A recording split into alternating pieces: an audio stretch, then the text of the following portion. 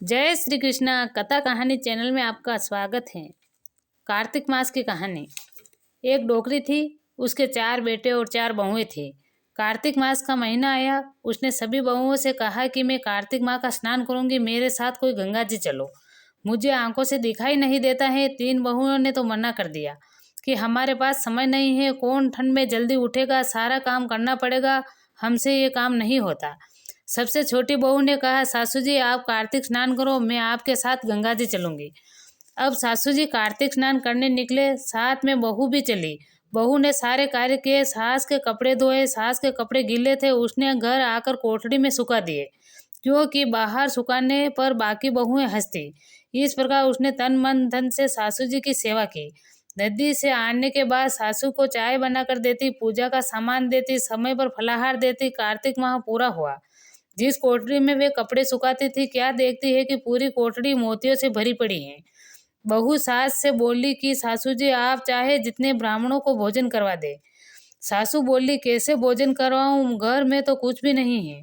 तब बहू सास से अपनी कोठरी में लेकर गई और बोली कि सासू जी आपको जितने चाहे उतने मोती ले लो और बड़े ठाट से ब्राह्मणों को भोजन करवाओ, आपकी भक्ति से भगवान प्रसन्न हुए हैं। इतना देखा सासू बोली, तू इतना कहाँ से लाई। तब वह बहू बोली कि रोज अंधेरी कोठरी में आपकी गीली साड़ी को जो पानी टपकता था वह मोती बन गए हैं। सभी देवरानियां जेठानियां अचंभे में पड़ गई कि छोटी बहू के पास तो कुछ भी नहीं था, इतना धन कहाँ से लाई है।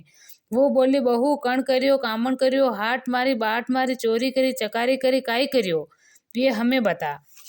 वो बोली थी बहू बोली, मैंने कार्तिक का पूरा महीना सासू जी की सेवा में लगाया है, तब भगवान प्रसन्न हुए हैं, समय बीता, अब वापस वही कार्तिक मास आया। सब बहुएं आपस में लड़ती कि मैं सासू जी की सेवा करूंगी।